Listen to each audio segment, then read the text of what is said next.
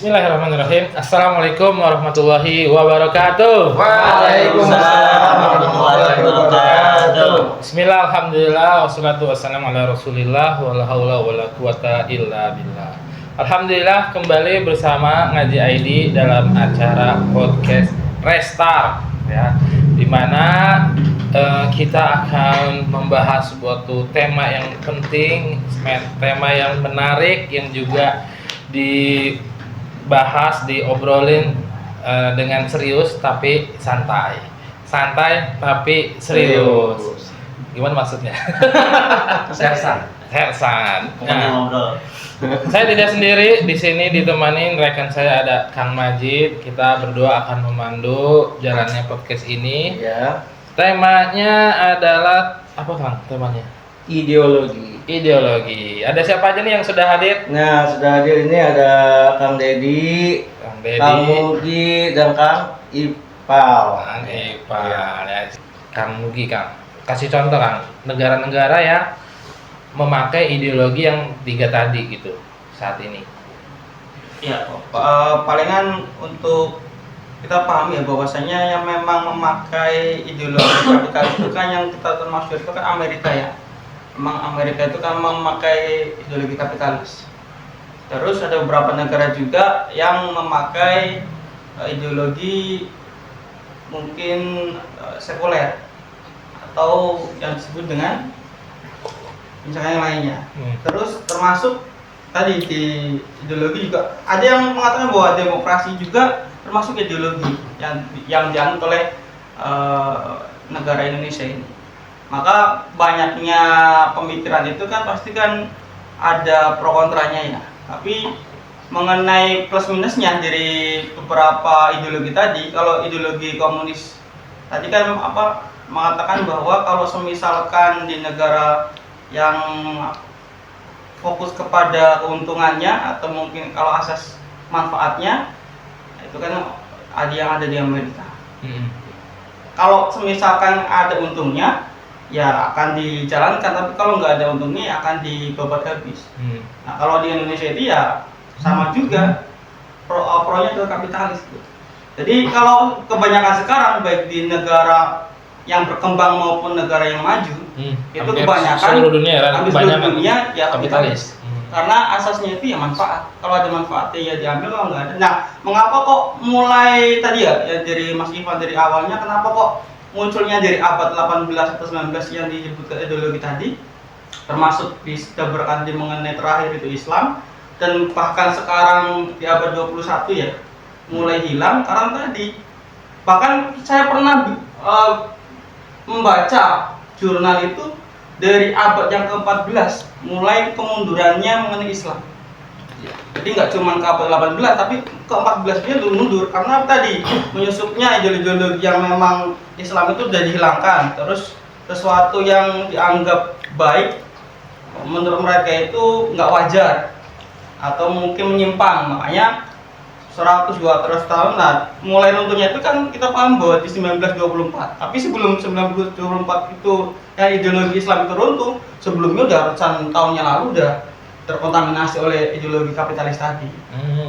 Dan kenapa kok seharusnya kan kita memiliki satu pemimpin dan satu mengenai wadah. Faktanya kan sekarang kan dipecah menjadi 58 negara. Wadah lagi. Kalau yang belum kesepil itu yang sosialis komunis ada nggak negara sekarang yang pakai ideologi itu gitu? Komunis tadi. Mungkin Cina. Mungkin maybe ya. Jadi kemungkinan aja. Kayak Korea Utara maybe yes. Korea Utara misalnya Jepang, termasuk nggak? kayak gitu-gitu. Antara itu ya, mungkin antara dua itu ya. Ya, kalau mengenai tadi yang terakhir itu antara Cina, Korea mungkin menganut itu ya. Tapi kalau yang pastinya itu kan kapitalis ya Amerika termasuk Indonesia. Tapi yang tadi yang tidak tersebut itu ya. Nah, sekarang memang yang ideologi yang Islam tadi tidak ada sampai sekarang pun yang menganut ideologi itu. Walaupun mungkin ada Maroko, ada Mesir, ada mungkin sampai ke Mekah. Tidak ada sekarang yang memakai ideologi Islam tadi. Oke, menarik ya. Itu tadi dari contoh-contoh. Kang Majid gimana? Puas nggak? Mantap ya? Iya, mantap. Nah, Kang Ipal nih, monggo apa yang mau disampaikan ke sahabat Ngaji ID tentang tema pembahasan kita tentang ideologi. Kalau tadi pertanyaan tentang negara ya, yang menganut ideologi ya. Tapi memang kalau kita lihat untuk negara ini ya banyaknya mereka kapitalisme, walaupun dia di negara yang sosialis atau komunis ya. Oh, gitu. Itu nggak terrealisasikan karena kalau kita lihat tetap aja ada kesenjangan sosial di situ. Termasuk Cina berarti ya. Kita berarti terus terang aja nih, termasuk Cina, walaupun dia ngaku-ngaku negara apa ya, sosialis komunis, ya. tapi secara ekonominya itu kapitalis. masih kapitalis. Wajar. Tapi ada negara yang dia berhasil nerapin sosialis, cuma saya lupa namanya. Itu saya pernah nonton di pulang sekolah. oh, Itu ada, coba nanti dicari ya. Pulang sekolah, Itu pun nggak sampai 100%. walaupun nggak 100%, tapi lumayan berhasil lah ya. Ya, tapi yang hampir rata ya kapitalis kalau kita Kuba lihat. gitu. Nah, Kuba Dekat Argentina. Di Argentina. lupa. Tapi kan dia jadul banget jadi. Iya. Kayak Korea Utara. Iya. Nah, kalau Korea Utara kalau kita perhatiin dia lebih ke fasisme, nasionalis. Oh. Ya. Kalau kita kan kapitalis sama fasisme juga kan. Gitu diajarin tentang pecinta negara. Itu anak-anaknya. Itu fasisme. Fasisme itu buah dari anaknya. Oke, nah, kesentuh ya, fasisme ya, mulai kesentil gitu. Nah, ada lagi Kang Penim? Udah mungkin Cukup. Kang Deddy, tadi kan katanya pengen nyinggung Islam, boleh nggak ya bahas lagi tentang Islam? Boleh. Tapi kalau untuk sosialis juga harus disinggung. Jadi lagi. gini, jadi ideologi itu tadi kan harus ada dua ya unsurnya, ada fikroh atau rikoh. Balik Ada lagi situ ya. pemikiran, ada yang ini. Nah, fikroh setiap ideologi itu punya khas. Ya, kenapa kita bisa mengklasifikasikan tadi? Kenapa disinggung ideologi cuma 3, padahal pada faktanya mereka mau ideologi banyak, ada Zionisme, fasisme, nazis, Tuh, itu banyak. Nazisme. Pancasila, ya ideologi Nasionalisme. ideologi khilafah. Ada juga ngomong ideologi khilafah. Nggak ada yang ngomong, nggak ada. Meskipun kita nggak boleh ngomong khilafah. Iya, Kita udah kita nggak bahas itu, maksudnya nyanyi Gara-gara ada satu akun ya. Viewernya setiap kali ini banyak. 200.000, 300.000, nah, sampai pokoknya banyak lah. Ada salah satu narasumber yang ngomong khilafah. Sekarang 2. Makanya kita resiko gitu. Nah, itu dianggap ideologi. Padahal ideologi itu tadi harus ada koridor yang jelas. Fikrohnya itu apa sih? Fikroh itu adalah sesuatu pemikiran yang menyeluruh. Jadi yang namanya ideologi itu harus menyeluruh, melihatkan view of life, pandangan terhadap kehidupan. Ya, kehidupan kita itu apa sih? Kehidupan kita kan ada minimal 3 unsur. Ada manusia, ada alam semesta, dan ada hidup itu sendiri. Ya kan, hidup kan. Kita kan manusia, ada yang hidup, ada yang mati kan? Iya. Membedakan gitu. Berarti hidup itu ada. Ya, meskipun kita nggak merasakan gimana melihat, tapi ada gitu. Ada Ya kan? tuh Ada hidup. Kita kan ada. hidup nih. Iya. Di kuburan kan mati. Nah, berarti hidup itu ada. Alam semesta jelas, kita alam semesta kumpulan benda-benda angkasa termasuk kita. Itu harus tercakup dalam ide atau fikrohnya suatu ideologi. Ya. Kalau satu lagi. kemudian yang terakhir 3 Manusia. manusia. Kita manusia, ada Iya. manusia, ada hewan. Hewan nggak masuk hitungan. Karena nggak punya fikroh. Iya, betul. Karena ideologi itu adalah mengatur manusia, Iya, nggak mengatur hewan. Hewan nggak diatur gitu. Itu nggak bisa ada tidak bisa. Nah, manusia, alam semesta dan kehidupan dipikirkan semuanya. Yes. Tapi coba kalau kita pikirkan manusia, alam semesta dan kehidupan, itu kira-kira yang terpikir apa? Singkat saja, yang pertama adalah dari mana awal mulanya, ya kan? Terus kenapa manusia ada di hidup di dunia? setelah mati mau kemana? Itu yang disebut ideologi yang menyeluruh itu, ya intinya ideologi harus bisa menjawab itu. Betul.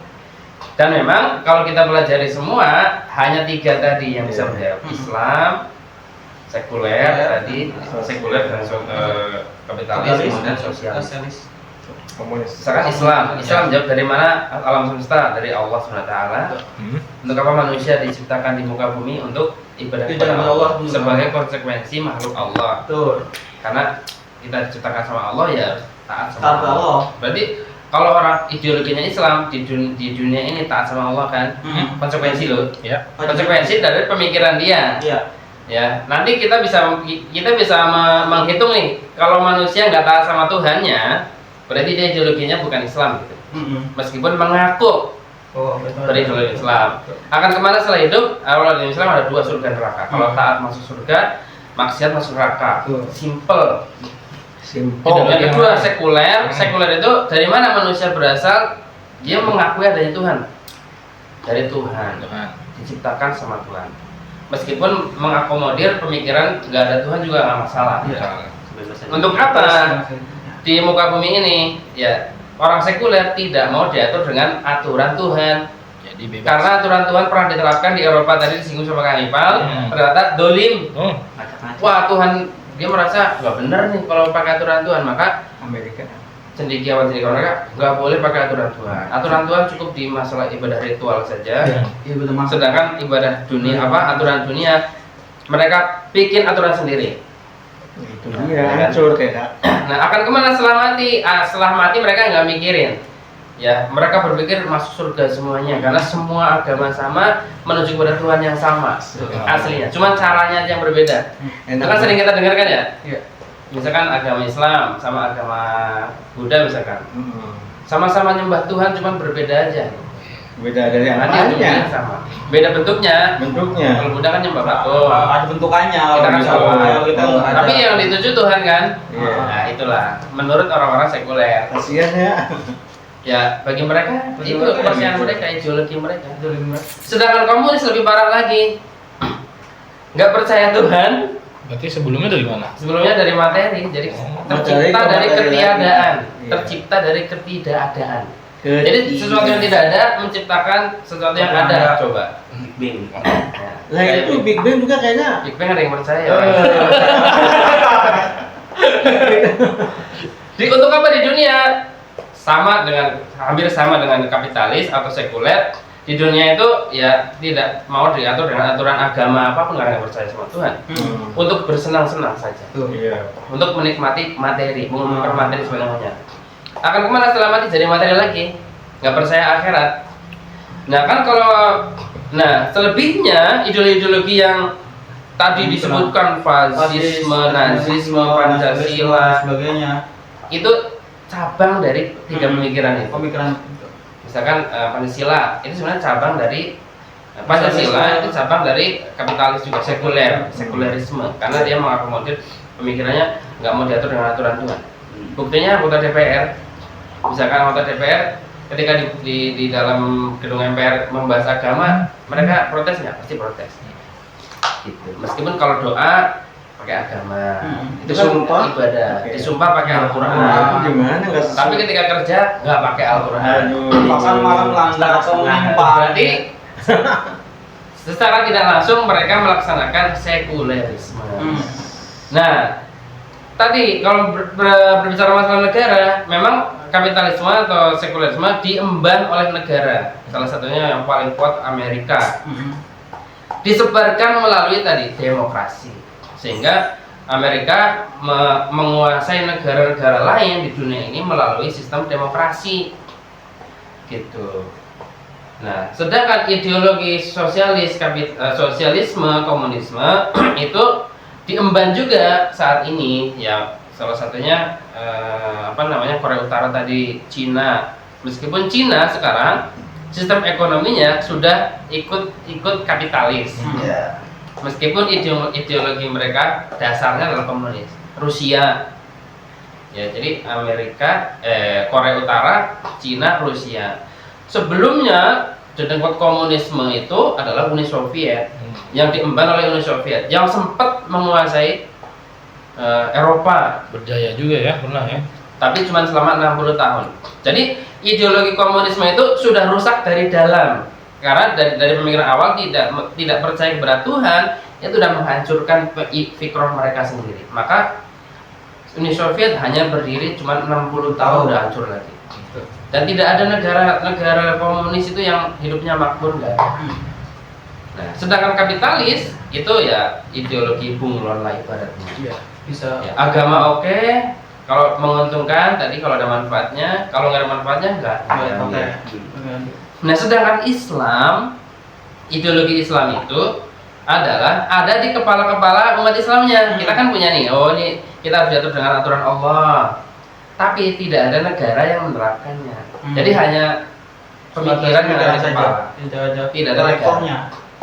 Ya, negaranya nggak ada yang mengemban Islam, sehingga ya Islam itu ya tidak bisa kita rasakan. Cuman ada di kepala saja, fikrohnya doang, torikohnya belum ada. Seperti itu. Contoh lagi. Contoh nih, kenapa, apa buktinya bahwa Islam sekarang tidak ada yang mengemban negara yang mengemban ideologi Islam. Padahal kalau dari segi agama dari suatu penduduk negara tersebut sangat banyak, mayoritas gitu, dan secara kecintaan dengan agama Islam, ketaatan sama Allah juga lumayan taat lah gitu ya.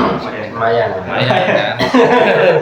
Iya, maksudnya, tapi apa indikasi bukti bahwa tidak ada satu pun negara di dunia ini yang tidak menerapkan ideologi Islam tadi, itu seperti apa yang kalian disampaikan. Iya, jadi misalkan nih pemikiran ide dalam misalkan mengatur ekonomi. Nah, Kan itu ada pemikiran ekonomi Islam memiliki jalur sendiri. Islam itu intinya wa ahallallahu al-bai' ya wa harrama riba. Menghalalkan jual beli dan mengharamkan riba. Ya, dan sistem ekonomi Islam itu sistem ekonomi yang anti riba. Karena riba itu akan menjerumuskan manusia dalam kehancuran misalkan. Ya, itu kan harus fikrohnya kan ada. iya benar. Pertanyaan sekarang ada nggak negara-negara yang tidak menerapkan ribawi dalam sistem ekonomi mereka? Contoh saja, Indonesia sendiri masih menggunakan ribawi, meskipun mayoritas umat Islam. Berarti sistem ekonomi di Indonesia bukan sistem ekonomi Islam, tapi sistem ekonomi kapitalis. Karena kapitalis itu muaranya adalah ke bank sentral, yang sudah jelas-jelas itu adalah ribawi. Ya, itu salah satu saja. Ya, itu ya. Di sisi lain misalkan kalau kayak ibadah, pemikiran misalkan tentang ibaratnya sholat lah. Ya. Sholat wajib, waqimus sholat. Wajib ya, wajib atas kamu menegakkan sholat. Ya. Kalau dalam fikrohnya Islam itu warga negara yang menjadi negara yang berideologi Islam itu harusnya sholat semua. Bagaimana cara agar masyarakatnya sholat semua? Dibikinlah aturan sedemikian rupa agar warganya bisa sholat. Islam. Iya, karena sifat dari manusia itu kalau nggak diatur dan diancam itu dia akan leha-leha gitu. Misalkan wajib sholat, oh iya sholat. Tapi wajib sholat, kalau nggak sholat masuk penjara. Pasti dia takut gitu. Kalau sekarang kan wajib sholat, ya udah. Kalau nggak sholat gimana? Ya nggak apa-apa. Nah, itu sekuler. Ya, kalau negara ngurusin ibadah kecil saja, maka ya tidak dijamin itu warga negara itu yang agama Islam sholat semua kalau ya fikrohnya Islam itu diterapkan dalam negara gitu loh. Meskipun sekarang pasti ditolak. Kenapa? Aturan wajib sholat sama warga negara Indonesia yang di agama Islam pasti menolak. Pasti ya. Pasti menolak Karena pemikirannya sekuler. kembali ke Jangan bawa agama. Itu ibadah urusan individu. Ya, Nah, tapi kalau misalkan dia lagi susah, lagi sempit, ingatnya pada Allah. Gimana itu? ini ciri-ciri sekuler. Oh gitu. Iya. Ya, oke, Kang Impang Kak. Nih, berkaitan masih tentang ideologi. Tadi kan cukup ke negara ya. Sekarang ke individu-individu ya, kembali ke individu. Kalau tadi dikatakan tidak ada satu negara pun di dunia ini yang menerapkan Islam, nah artinya kembali ke pribadi masing-masing untuk bisa mengemban ideologi Islam tersebut. Artinya bagaimana caranya agar pribadi kaum muslim ini memiliki ideologi Islam pada dirinya gitu. Sehingga semua perbuatan dan tingkah laku dia mulai dari pemikiran, perasaan sampai ke tingkah lakunya itu nyambung gitu sesuai dengan ideologi Islam yang ingin dia emban, walaupun mungkin ranahnya masih pribadi. Ya. Kalau dari saya ya, ideologi itu kan lahir dari pendidikan ya. Gimana kita kan kalau kita mengemban pendidikan bahasanya ya, walaupun kita nggak sekolah, bahasanya hidup itu tetap kita dididik bahasanya oleh lingkungan. Jadi Dan hasil dari didikan itu kan ada 3. Oke. Pertama, struktur kita berpikir. Yang kedua, cara kita berpikir. Yang ketiga adalah social change, bahasanya apa ya, sosial kita, lingkungan kita. Nah, dari ketiga pendidikan itu lahirlah ideologi kita yang menjadi cara kita hidup, menjadi struktur kita berpikir tentang hidup itu bagaimana. Nah, jadi solusinya yang pertama adalah pendidikan. Nah, menyusupi kita dengan pendidikan Islam. Pendidikan Islam spesifik ya. Karena memang apa ya, dan orang yang terdidik pun itu akan mempengaruhi juga ke depannya masyarakat itu seperti apa. Contohnya tadi yang udah disinggung sama Satedia. Sekuler itu lahir dari kekecewaan masyarakat Eropa kepada gereja. Dan dulu masyarakat itu mereka kecewa, tapi mereka nggak bisa apa-apa karena mereka nggak tahu langkah-langkahnya, cara-caranya buat melawan gereja itu. Lalu kemudian yang maju memandu untuk lawan orang-orang gereja itu ya tadi orang-orang cendekiawan. Iya. Jadi dari kita dididik, kemudian kita bisa menentukan bagaimana cara kita hidup, langkah-langkahnya seperti apa. Dan Islam udah mengajarkan itu. Kita udah belajar itu belum? Oke, menarik ya. Poinnya adalah bagaimana agar kita secara pribadi mau belajar tentang ideologi Islam dan bagaimana agar kita bisa menjalankan ideologi tersebut gitu. Tidak hanya semata-mata belajar aja, tapi juga mengamalkannya. Ini menarik ya, tips dari Kang Ipang. Oke, terakhir mungkin Kang Mugi, ada nggak tips saran apa nih yang bisa disampaikan ke sahabatnya Jaidi agar bisa terpatri pada dirinya ideologi Islam yang kuat? Menurut antum ya? Iya, yang terpatri untuk Bebas Iya. Yang menurut saya pribadi kan. Nah, Yang pertama memang tadi menyinggung bahwa harus ada pertama pendidikan dan circle atau kelompok yang memang belajar mengenai Islam itu sendiri. Nah, itu yang utama tuh. Karena apa? Karena memang kalau mau mencari kebenaran itu wajib untuk mencarinya. Tidak harus menunggu. Orang lain bilang, ya udahlah biar saya menunggu aja. Atau juga nanti juga datang sendiri. Enggak bisa gitu. Adanya hidayah itu ya kita harus mencarinya. Maka tadi ya salah satunya itu ya kita harus mencarinya. Dan kalau sudah mencarinya dan mendapatkan circle atau mungkin kelompok yang bagus menurut syariat Islam, baik itu hukum syara, fikih sebagainya, itu harus diperjalan. Terus harus apa? Terakhir harus istiqomah. Nah, istiqomahnya itulah. Karena apa? Karena tadi dari awal kan kita bahas mengenai fikro toriko. Nah, kalau bahas fikro toriko otomatis kan sudah mempunyai struktur yang bagian ya harus dipraktekkan, harus dijalankan dengan baik dan tadi harus selaras, sejalan dan seirama itu. Jadi tambahannya tambahannya adalah di istiqomah ya. Artinya sama ya, pendidikan kira masih mirip, yaitu pendidikan. Pendidikan itu nggak melulu harus sekolah, kuliah. Ngaji ID, pendidikan ya kan? Pendidikan. Contoh Ini kita lagi mendidik ya? edukasi gitu. Masyarakat cerdas. Terakhir Kang Dede, kesimpulan teh untuk Ya, tema kita kesempatan ini. ya. Jadi solusi tadi ya untuk bagaimana agar orang umat Islam sekarang itu memiliki ideologi Islam yang kuat. Ya, jadi kalau pendidikan sendiri di dalam Islam itu ada fikrohnya. Jadi pendidikan Islam.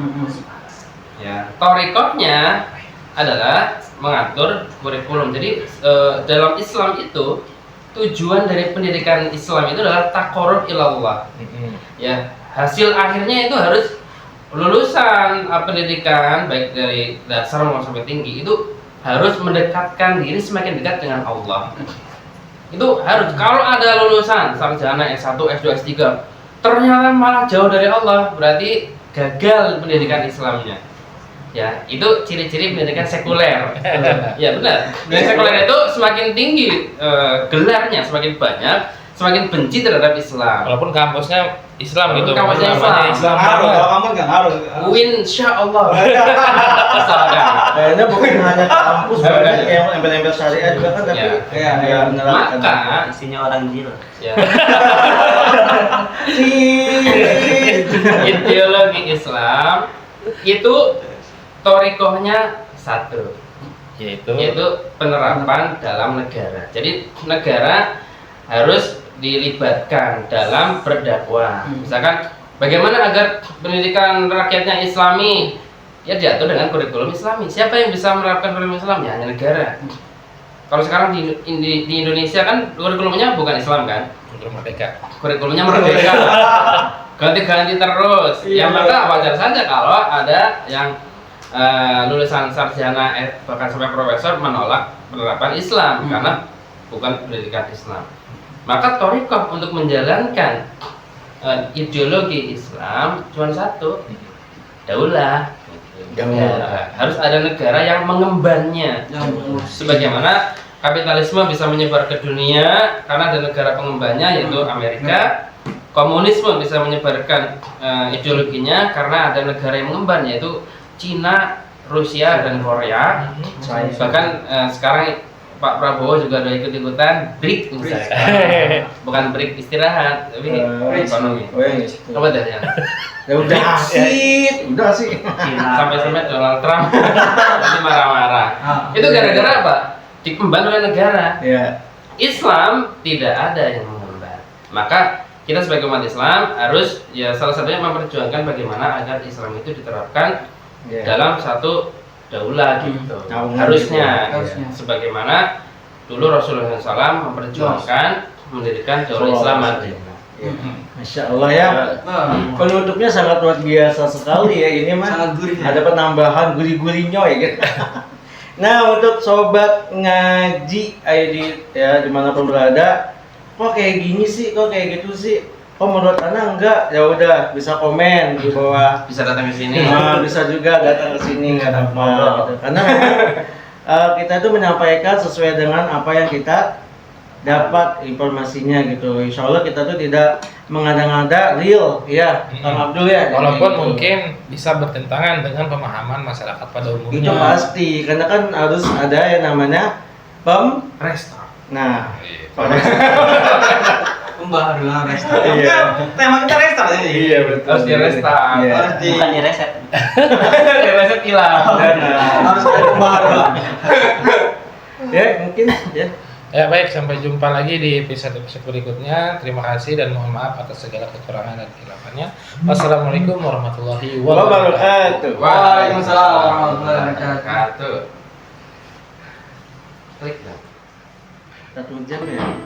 Pas lah.